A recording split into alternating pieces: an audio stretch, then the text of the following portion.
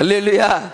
ஆமாம், இந்த தேவனை நான் உங்களுக்கு பிரசங்கிக்கிறேன். அவர்கிட்ட 2 ஆயுதம் இருந்தால் 2ஐயும் பயன்படுத்துவார். வியாதி ஒரு பக்கம், ஆசீர்வாதம் ஒரு பக்கம் இருந்தால், சில நேரம் ஆசீர்வாதம், சில வியாதி. அவர்கிட்ட இருக்கிறது ஒரே ஆயுதம், வெறும் ஆசீர்வாதம் தான். நல்லவனுக்கு அதான் பயன்படுத்தி ஆகணும், கெட்டவனுக்கு அதான் பயன்படுத்தி ஆகணும். அதெல்லாம் சொல்றாரு, நல்லோர் மீதும் எனக்கு இருக்கிறதாண்டா தருவேன், தீயோர் மீதும் இருக்கிறதா தருவேன், நான் பூரண சற்குணர். உங்கள் தேவன்கிட்ட 2 இல்லை, மாறுபாடு இல்லை, வேற்றுமை நிழல் இல்லை. அவரிடத்தில் எவ்வளவு வேணும் இருள் இல்லை. வியாதி, கொல்லுதல், அழிப்பது சகலமும் திருடவும் கொல்லும் அழிக்க வருகிறான். நானும் உங்களுக்கு ஜீவன் உண்டாயிருக்கவும் அந்த ஜீவன் பரிவுணப்படவும் வந்தேன். உன்னை திருந்த வைப்பதற்கும் நான் ஆசீர்வாதத்தை தான் பயன்படுத்துகிறேன். அல்லேலூயா. ஆமா, அவனுக்கு ஒரு கால் கட்டை போட்டு வைங்க, எல்லாம் சரியாயிருன்றாங்க. அப்படின்னா என்ன? ஒரு பொண்ணை கிணத்துல தள்ளுங்கடான்றாங்க. அவனுக்கு கல்யாணம் பண்ணி வைங்க, எல்லாம் சரியாயிருன்றாங்க. ஆனால் சொன்ன மாதிரியே சரியா ஆயிடுறான். ஏன்னா இந்த பிரச்சனையை சமாளிக்கிறப்ப அவனுக்கு அந்த பிரச்சனைக்குள்ள நேரம் இல்லாமல் ஆகி போயிருது. அப்படி இல்லை, மனுஷன் ஆசீர்வாதத்தில் டைவர்ட் ஆயிடுறான். டைவர்ட் ஆன உடனே பாவங்களை விட்டுறான். இதுதாங்க காட் ஸ்டைல், இதுதான் காட் ஸ்டைல். உங்கள் இருதயம் குறைவிலும் வந்து குறை சொல்வதிலும் இருக்கும் வரைக்கும் பாவம் அங்கே படுத்து கிடக்கும். குறை சொல்லுகிற வீட்டில் பாவம் என்ன செய்யுது? அதான் சொன்னார். யாரை பார்த்து? காயினை பார்த்து சொன்னார். ஏன் உன் முக நாடி வேறுபட்டிருக்கு? உன் பாவம் உன் வீட்டு வாசற்படியில் படுத்து கிடக்கும். குறை சொல்கிறவங்க என்ன செய்கிறாங்க? அவங்க இருதயத்தில் பாவம் இருக்கு. ஆனால் நிறைவு, ஆசீர்வாதம், சந்தோஷம் அப்படின்னு வரும்போது பாவத்துக்கு இடமே இல்லாமல் போயிடுது. சரி, பாவத்தை எதுக்காண்டி பண்ணுறீங்க சொல்லுங்களேன்? பாவத்தை எதுக்குங்க மனுஷன் பண்ணுறான்? அனித்தியமான பாவ சந்தோஷம். பாவத்தை எதுக்கு தான் பண்ணுறான்? சந்தோஷம் தான் பண்ணுறான். சந்தோஷத்தை கொடுத்துட்டிங்கன்னா பாவமே பண்ண மாட்டான். Simple logic. ஏன் ஃப்ராடுத்தனம் பண்ணுறாங்க? பொய் சொல்கிறாங்க, மற்றவனை ஏமாத்துறாங்க, பணம் சம்பாதிக்கிறதுக்கு. ஆனால் தேவன் பணத்தை கொடுத்த பிறகு நமக்கு அந்த எண்ணம் போயிடுது. தேவனுடைய ஆசீர்வாதங்களை அனுபவிக்கிறவர்கள் ஒரு நாளும் பாவம் செய்ய, உங்களை நிறைவுக்குள் கொண்டு சென்று உங்கள் வாழ்க்கையை மாற்றுகிற தேவன் ஒருவர் இருக்கிறார். உன் மேன்மையை பெருக பண்ணி உன்னை தேற்றுகிற தேவன் இருக்கிறார். இந்த மாதம் உங்கள் மேன்மை பெருகும். ஆமென். இயேசுவின் பிரசங்கத்தை கேட்டு காலில் விழவே இல்லை அவன். ஆனால் மீனை பார்த்த உடனே நீங்கள் பரிசுத்தவான் சார்ட்டான். அல்லேலூயா சொல்லுங்க. ஆமாம், ஆமென், ஆமென். இயேசு கிறிஸ்துவின் பிரசங்கம் அப்படித்தான் இருந்தது. மனம் திரும்புகள், நரகம் சமீபமாக இருக்குன்னு சொல்லவே இல்லை. மனம் திரும்புகள், பரலோகம் சமீபமாக இருக்குன்னு நான் சொன்னார். பாசிட்டிவ் அப்ரோச் அதான் அவர்கிட்ட இருந்துச்சு. நீ தேவனுடைய ராஜ்யம் என்பது என்ன சொல்லுங்க? உபவாசமும் சுயவருத்தலும் அல்ல. எது தேவனுடைய ராஜ்யம்? நீதியும் சமாதானமும் பரிசுத்த ஆவியினால் உண்டாகும், அதுதான் தேவனுடைய ராஜ்யம். உங்கள் முகத்தை பார்த்த உடனே கடவுளுடைய ராஜ்யம் உங்களுக்கு வந்திருக்கிறதா இல்லையா என்று சொல்ல வேண்டும். எப்பொழுது உங்களுக்கு ராஜ்யம் வந்திருக்கிறது? பரிசுத்த ஆவியினால் உண்டாகும் சந்தோஷம் உங்களுக்குள் கடந்து வரும்போது. ஆசீர்வாதங்கள் வரும்போது அவன் மனது திறக்கிறது. யோசிக்கிறேன், ஐயா நான் ஒரு பாவியான மனுஷன். கொஞ்சம் யோசிங்க சார். பாவிகளுக்கு பணத்தை கொடுத்தா திருந்த மாட்டேன் நீங்கள் சொல்கிறீங்க, ஆனால் திருந்திட்டானே இங்கே ஒருத்தன் அதுக்கப்புறம் திருந்தலன்னு வச்சுக்கோங்களேன், அவனை நீங்கள் அடிச்சிருந்தாலும் திருந்திருக்க மாட்டான். அன்பு வலுவான ஆயுதம். தேவன் மேன்மையை பெருக பண்ணி நம்மை தேற்றுகிறார். மறுபடியும் உங்களை துளிர்க்க செய்வார். இந்த மாதம் எவ்வளவு மோசமான சூழ்நிலையில் நீங்கள் இருந்தாலும் அந்த மோசமான சூழ்நிலையிலிருந்து மறுபடியும் உங்களை துளிர்க்க செய்து உங்கள் மேன்மையை பெருக பண்ணி உங்களை தேற்றுவார். 71:20 வாசிமா. இந்த வசனத்தை எழுதும்போது சங்கீதக்காரன் விதமாய் சொல்லுகிறார். வாசிப்போம். அநேக இக்கட்டுகளையும் ஆபத்துகளையும் காணும்படி செய்த என்னை நீர் திரும்பவும் உயிர்ப்பித்தீர். அநேக இக்கட்டு, அநேக ஆபத்து, இதெல்லாம் பார்த்துட்டு வந்த என்ன நீங்க திரும்பவும் என்ன செஞ்சீங்க? உயிர்ப்பித்து. இந்த வசனத்தை நீங்கள் சரியாக புரிஞ்சுக்கிட்டால் சரியாக தெரியும், இல்லாட்டி தப்பாக தெரியும். இது பாருங்கள், அநேக இக்கட்டுகளையும் ஆபத்துகளையும் காணும்படி செய்த எண்ணெய் நீர். இந்த இடத்துல என்ன வருது? நீங்கள் தான் என்ன இதெல்லாம் காண வச்சிங்க அப்படின்ற மாதிரி ஒரு மீனிங் தெரியுது. காணும்படி செய்த எண்ணெய் நீர் தப்பு. தமிழையே புரிஞ்சுக்கணும் நீங்கள் சரியா. கடவுள் அவனை காணும்படி செய்யலை. காணும்படி கடவுள் செஞ்சிருந்தாருன்னா வசனம் எப்படி வந்திருக்கணும்? அநேக இக்கட்டுகளை என்னை காணும்படி செய்த நீர் அப்படி வந்திருக்கணும். என்னை காணும்படி செய்த நீர் அல்ல, காணும்படி செய்த எண்ணெய் நீர் அப்படி வரான். கைத்தட்டுவதா இருக்கு. புரியுதா உங்களுக்கு? என்னை காணும்படி செய்த எண்ணெய் நீர் என்பதில் இந்த நீர் வந்து ஆபத்தும் இக்கட்டும் காணும்படி செய்ததுக்கு வர்ற நீர் இல்லை. இந்த நீர் திரும்பவும் உயிர்ப்பித்து திரும்பவும் பூமியின் பாதாளங்களில் ஏறச் செய்கிற நீர். இந்த நீர் இரண்டாவது வாக்கியத்துக்குரியது. முதல் வாக்கியத்துக்குரிய அந்த செயல் இக்கட்டுகளையும் ஆபத்துகளையும் காணும்படி யார் காணும்படி செய்தார்? அங்கதான் ஒரு வெற்றிடம் இருக்கிறது. தேவன் காணும்படி செய்யவில்லை. இதெல்லாம் பார்த்த என்ன, இதெல்லாம் என்ன பார்க்க வச்சாங்க, ஆனா நீங்க அப்படி வரான். கைத்தறி அவருக்கு. ஆபத்துகளை பிசாசு காணும்படி செய்தான். உங்கள் வாழ்க்கையில் உங்கள் எதிரிகள் உங்களை காணும்படி செய்தார்கள்.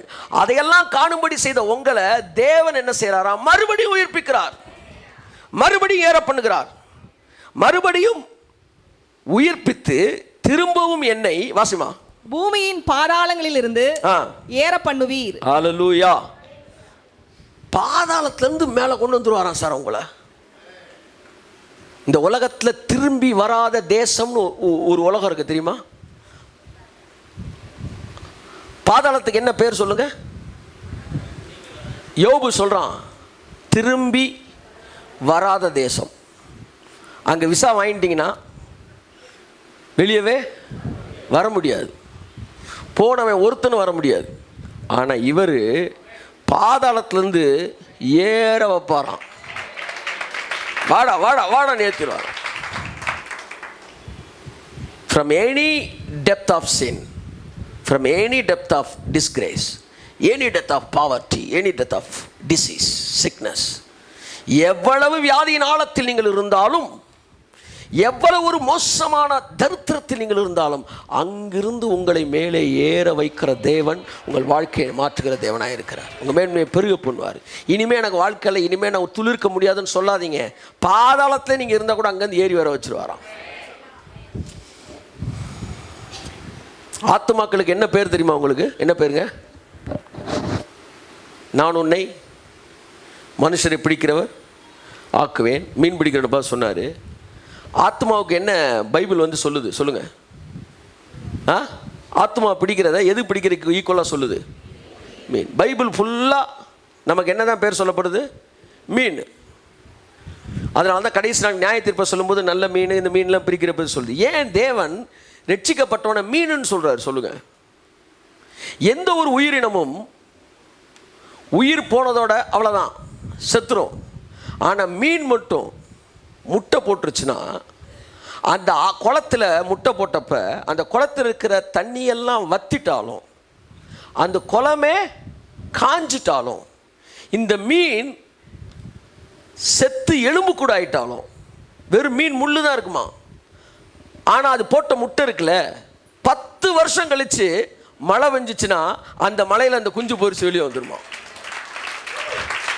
ஈவன் ஆஃப்டர் 10 years மீனோட முட்டைக்கு மட்டும் அவ்வளோ வேல்யூ இருக்கான். 10 வருஷம் கழிச்சு திரும்ப ஆகுமா.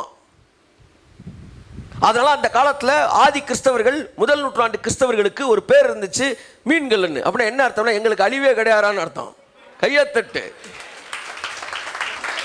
அதனால் ரோமர்கள் ஆட்சியில் கிறிஸ்தவர்களுக்கு தடை ஏற்பட்ட போது இவங்க வச்சிருந்த அடையாளம் என்னது? மீன். இவங்களுக்கு இருந்த கொடி மீன். இவர் பிடிச்ச ஆள்னா மீன் பிடிக்கிறீங்க. வந்தவொடனே நீ கிறிஸ்தவன் தானா, நான் கிறிஸ்தவன் தானே தெரிஞ்சுக்கிறேன். என்ன செய்வாங்களா, இவன் மேலே இப்படி ஒரு கோடு போடுவானா, வந்திருக்கவன் கீழே ஒரு கோடு போட்டானா, இவன் நம்மால். மீன் 10 வருஷம் ஆனாலும் அது என்ன செய்யும்? அந்த முட்டையிலேருந்து மறுபடியும் குஞ்சு பொரிக்கும். அன்றைக்கி ஒரு இது அனுப்பிச்சிருந்தாப்புல, லங் ஃபிஷ் அப்படின்னு ஒரு ஃபிஷ்ஷு. அந்த ஃபிஷ்ஷு குளத்தில் இருக்கிறது, தண்ணியெலாம் வற்றி சகதி இருந்துச்சுன்னு வச்சுங்களேன், சகதிக்குள்ளே இருக்கும். சகதி காஞ்சி வறண்ட பூமியானாலும் அது தனக்குள்ளே சுவாசிக்கக்கூடியதான். அதை காட்டுறான் இந்த மீனை, நான் பார்த்துருக்கேன் இந்த வீடியோவில். திரும்ப அந்த மண்ணை எடுத்து பிசைகிறாங்க சார், செஞ்சு செங்கலா வச்சு வெயிலில் சுட்டு செங்கலாக்கிறாங்க. அந்த செங்கலுக்குள்ளே அது இருக்குது. திரும்ப அதை வச்சு கட்டிடுறாங்க. ஒரு நாள் மழை பெய்யுது, மழை பெஞ்சோன்னா திரும்ப அப்படியே என்ன செய்யுது, அது அப்படியே மறுபடியும் ஜீவனுக்குள்ளே வந்து அப்படியே தவ்வி திரும்ப போய் குளத்தில் ஜாயின் பண்ணிடுது. அச்சா, அநேக இக்கட்டுகளையும் ஆபத்துகளையும் காண செய்த உன்னை, உனக்கு முடிவு கிடையாது, அது எண்டு கிடையாது, அது ஒரு பெண்டு தான். தேவன் அங்கிருந்து உன்னை மறுபடியும் உயிரோடு எழுப்பி உன் சாம்பலுக்கு பதிலாய் சிங்காரத்தை கொடுக்கிற தேவன் உனக்கு இருக்கிறார். ஆமென். பயப்படாதே, கர்த்தர் அவ்விதமாய் உங்களை உயர்த்துகிற தேவனாய் இருக்கிறார். நீ ஏறுவாய் அல்ல, உன்னை ஏற வைப்பேன். கர்த்தர் சொல்ல, ஒன்னா ஏற நான் பண்ணுவேன்டா. ஆமென்.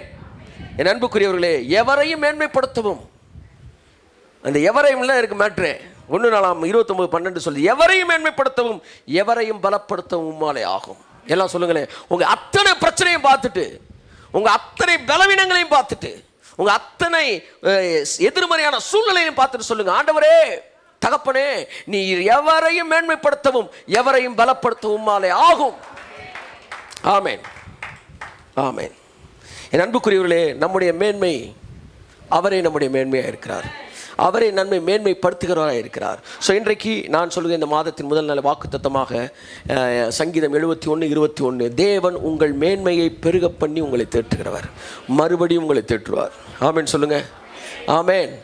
மறுபடியும் இந்த மாதத்தில் உங்கள் மேன்மையை பெருக பண்ணுவார். ஸோ நீங்கள் எந்த அளவில் தேற்றப்படுவீங்களோ அந்த அளவு வர வரைக்கும் உங்கள் மேன்மையை பெருக பண்ணிக்கிட்டே இருப்பார்.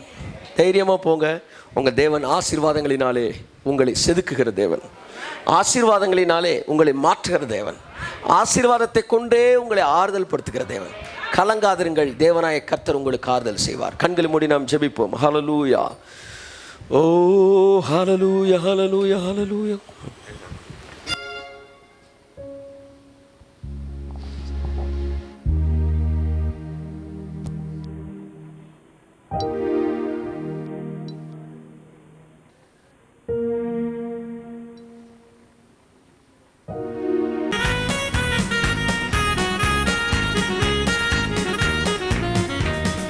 பயப்படாதே நீ மனமே, நான் காத்திடுவேன் உன்னை தினமே.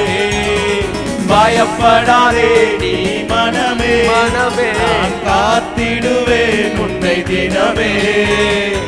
அற்புதங்கள் நான் செய்திடுவேன், அற்புதங்கள் நான் செய்திடுவேன்.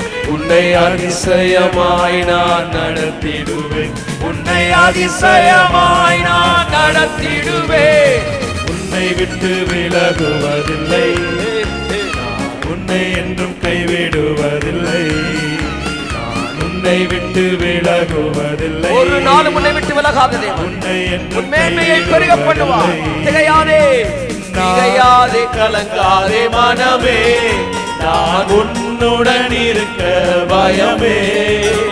திகையாதே, கலங்காதே மனமே, நான் உன்னுடன் இருக்க பயமே.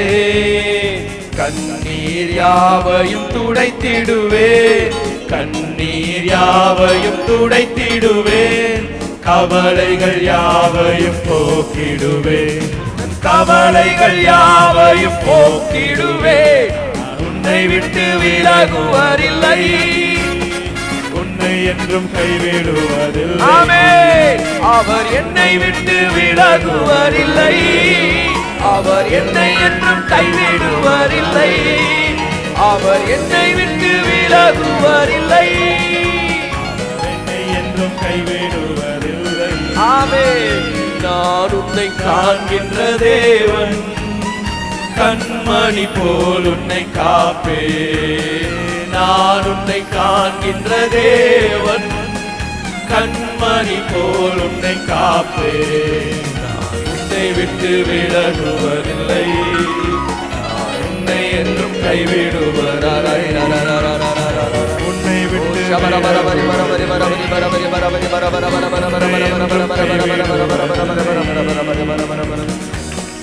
நல்ல பிதாவே, நீர் என் மேன்மையை பெருக பண்ணி என்னை மறுபடியும் தேற்றுகிற தேவன். கர்த்தர் சொல்றார், அடுத்த கட்ட உயர்வுக்கு தயாராகிக்கொள்.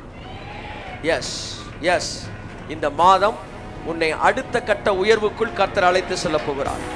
The next level of glory. My beloved brother and sister, கர்த்தர் உங்களை அடுத்த கட்ட மகிமைக்குள் இன்றிலிருந்து அழைத்து செல்ல போகிறார்.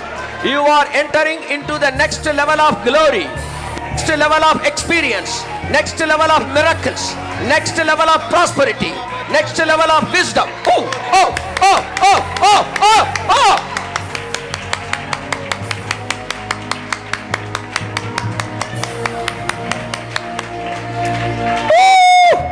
ஒரு புதிய உலகத்தை கர்த்தர் உனக்கு காட்ட போகிறார். புதிய அனுபவங்களுக்கு கடந்து செல்ல போகிறாய். ஓ ஹalleluya. From this day onwards you will enjoy and experience the next level of glory. அடுத்த கட்ட மகிமைக்குள்ளே உன்னை அழைத்து செல்லுகிற தேவன். உன் கரங்களை பிடித்து உன்னை ஏறி வர பண்ணுகிற தேவன் இப்போ உன் கையை பிடிச்சிருக்கிறார். திகையாதே, நான் உன்னுடன் இருக்க பயமே. திகையாதே, கலங்காதே மனமே, நான் உன் கூட இருக்க உனக்கு பயமே. உன் மேன்மையை பெருக பண்ணி உன்னை மறுபடியும் தேற்றுகிற தேவன். ஆசீர்வதிக்கிறேன் இயேசு கிறிஸ்துவின் நாமத்தில். பிளஸ் பண்ணி ஆண்டவரே உங்க ஆசீர்வாதம் டிக்ளேர் பண்ணி ஜெபிக்கிறேன் ஜீவன நல்ல பிதாவே. ஆமென் ஆமென். ஹalleluya.